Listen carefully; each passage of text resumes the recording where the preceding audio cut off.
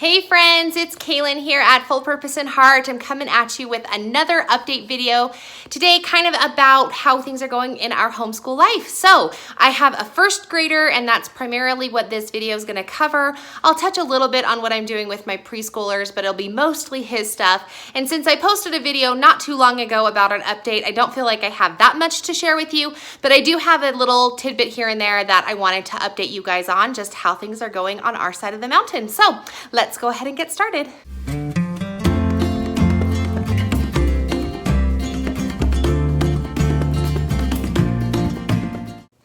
So here we go. As I said, we are in week 35 of our homeschool life right now. We have 4 weeks left until we are hitting our summer break. And we actually do take a summer. I know that a lot of homeschoolers, it's kind of back and forth. Some are year-round schoolers and others aren't. But for us, I think it's really important for our family to take that break right after we finish the school year. Probably for a couple of reasons. First of all, I was a public school teacher, so just it's in my nature to want to have a long summer break.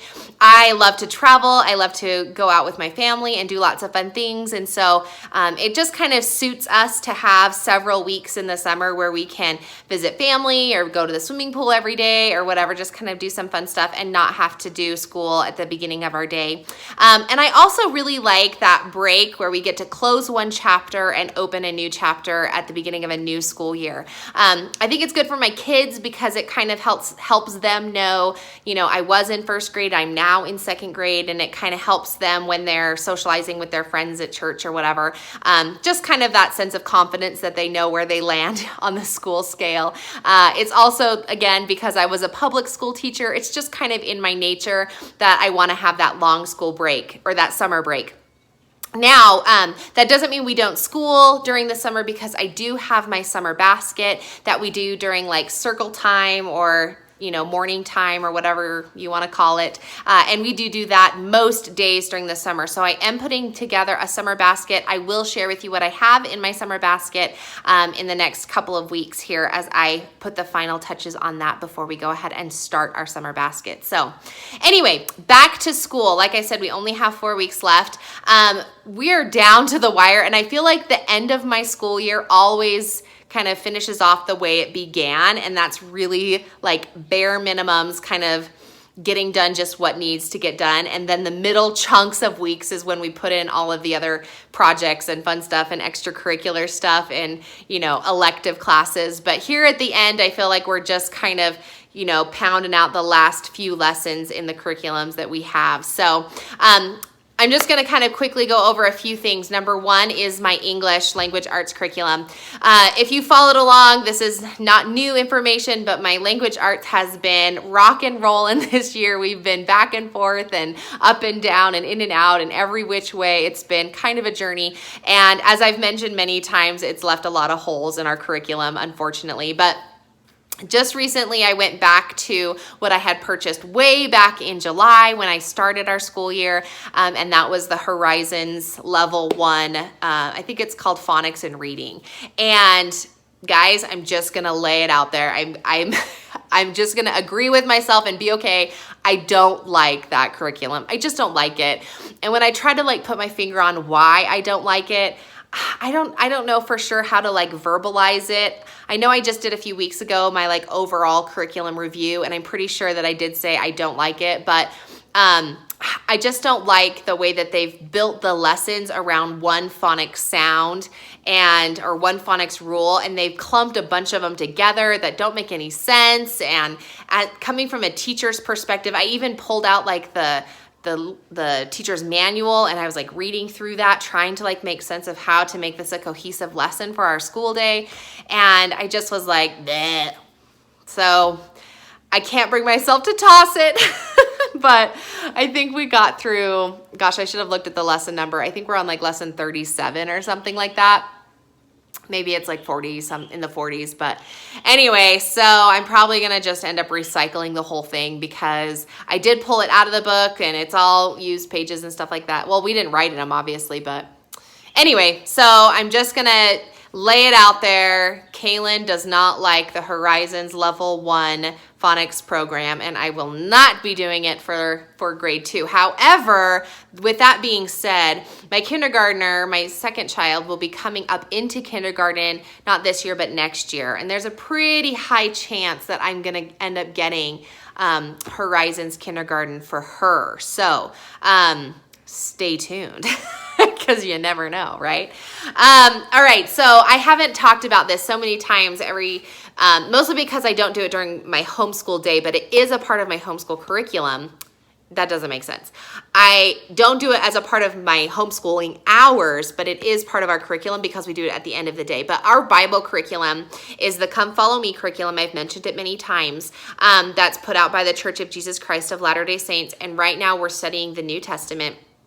And I'm super loving it. I don't have anything, negative about it. I think it's really, really, really good. And I'm sure that everybody out there who is using it has positive things to say.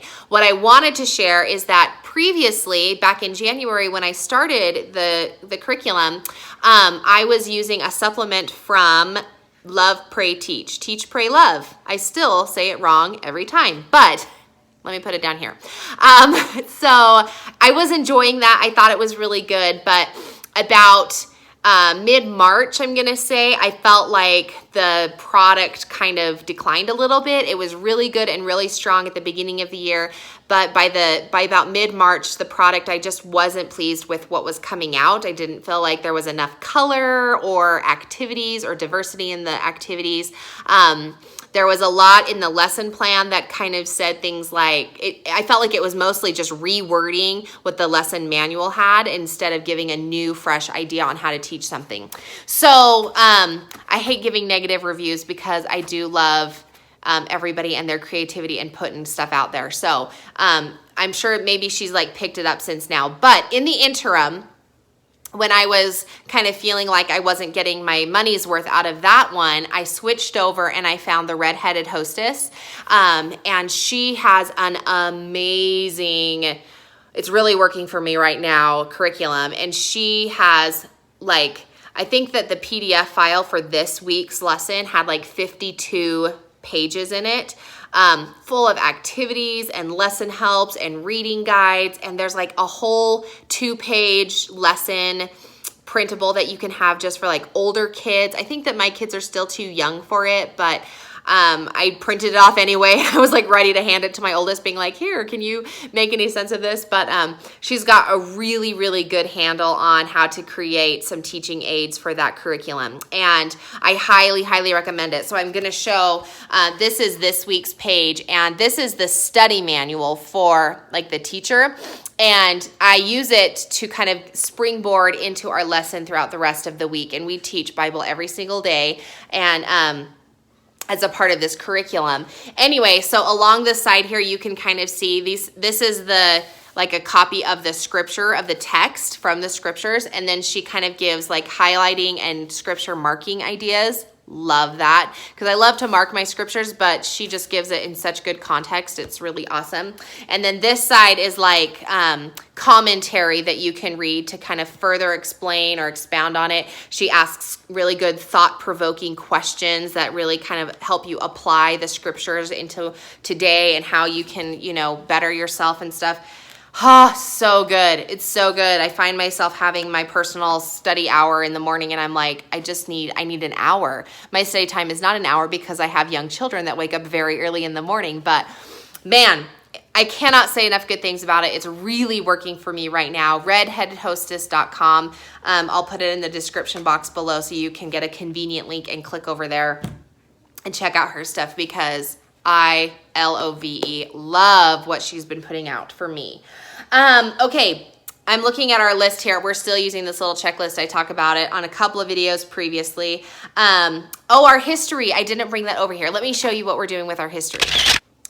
Okay, so for those of you who are new, we are using Heritage Studies, which is a BJU Press publication, and I am loving it. I made my own workbook, and I've had a couple of people request for the workbook, so I'm gonna do a little video and show you what I've done, and I'm trying to finalize it so that it can be made available.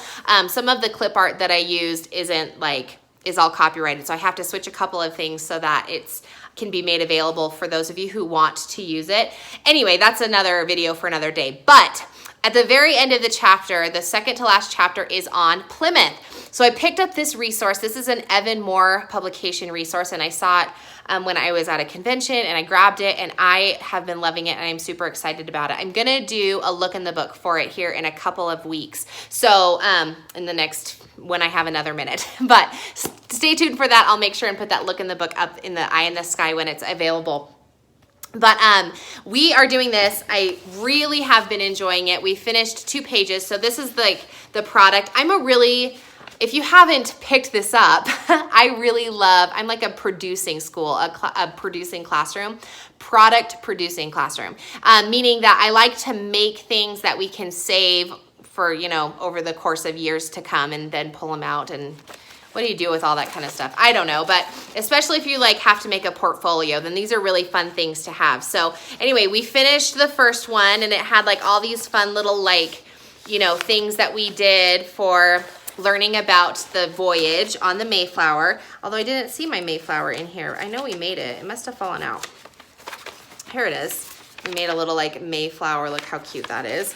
And then when we were talking about the Mayflower, I'll just kind of throw this in here. This is the little page that we were making, but we went out into the front yard and we learned about that the Mayflower is 90 feet wide or 90 feet long. And so we got a measuring tape and we measured 90 feet all the way across the sidewalk. And then we put little facts about it, like how long the voyage was, how many people were on the ship, what kind of food that they ate, all along the sidewalk. So it was kind of cool because it was a big visual for us to be able to see how big it was. But then when all the school kids, our home is really close to the bus stop, so all the school kids came off the bus and we were out there kind of riding bikes and stuff, and at the end of it was the end of the day, but they were all oh look, and Cameron was really excited about it. So anyway, that was kind of a fun thing, and that was actually a suggestion that came from the manual. So so that was fun. And then we just started, sorry, I'm looking at the floor here trying to organize this. We just started this one. And this is the New World. So we talked about the Mayflower Compact, and we did all of our vocabulary words. And then the next section we're going to do is on the family, the lives of families in Plymouth. So anyway, that's been really super fun, and I'm looking forward to that. We're just going to finish up Plymouth, and then the last chapter is about yesterday and now, or something, the difference about yesterday and now. But we've been talking a lot about that throughout our study. So I don't think that we'll cover that chapter. I think we'll finish up with Plymouth, and then that'll be the end of history for our first grade year. And then the other thing I wanted to mention was our science. We are doing butterfly studies at the end of the year because we think it's fun, and I have preschool students. So my preschool students are doing butterfly studies, and we order, you can kind of see them back here. These are my 2 little canisters of caterpillars, and we get them from Amazon. I actually bought the whole kit 2 years ago, so I already have the little butterfly net canopy, whatever you want to call it, cage thing. And then I just ordered the caterpillars this year. And so for the same price as the kit and 1 jar of caterpillars, I got 2 jars because I have more preschool students this year. It's working out really well. So anyway, we're watching the caterpillars, and I feel like it's going a lot faster this year than it did last year. If you haven't done them before, you want to order them in the spring, so when it starts to warm up, you get 5 caterpillars, and you get them when they're super small. And about, I don't know, a week to 8 or 9 days, 10 days is when they start to, climb to the top of the roof thing, and they make their chrysalis. And that's what's happening right now. And actually, I was feeling like it was a lot faster than last year. I feel like we watched the caterpillars for closer to 2 weeks last year, but it's just been 1, and we already have 1 that's up on the roof, forming the J before they turn into their chrysalis. So that's a super duper fun unit, and we talk about life cycle and live versus not alive, and we talk about plants. We kind of talk about plants in this unit, so it's been really, really fun. Now, mostly my preschoolers, it's been geared toward my preschoolers, but my first graders kind of tagged a Sorry, so my camera turned off. But anyway, so my son has been kind of just reminding himself of stuff that we've covered before with the butterflies. So anyway, I think that pretty much wraps up where we are now. Oh, I didn't talk about reading. Our reading has just been really touch and go. I felt like we were in a good place 2 weeks ago, and you know, it's actually not a bad place. Many mornings, first thing in the morning, we do reading, and many mornings my kiddos will actually sit and do their reading. But a lot of times, especially on days when I have the preschool kids come, it's just kind of really rambunctious and not a whole lot of reading is happening. So I'm excited for our new school year and a new dynamic in our classroom, because I think that that'll really help in the reading department. Anyway, so things are still moving and shaking. I'm wrapping up a lot of what we're going to be doing for our next school year. I'm pouring over tons of curriculum still. I'm putting a lot of stuff on my channel right now of the curriculum that I am acquiring and trying to look through and decide if it's something that we want to use. So I'm putting it on my channel. Hopefully you're finding use in those pieces that I'm putting up there, and hopefully you'll be able to make some decisions through the content that I'm providing for you. If you are new to my channel, welcome again. And if you'd like to subscribe and follow along in our journey, we will have a second grader and a junior kindergarten next year. So both of those will be in our homeschool journey, our homeschool life updates, as well as just other homeschool tips and tricks and tidbits and little pieces that I'm doing over here on our side of the mountain. Thanks so much for tuning in, and we will catch you in another video.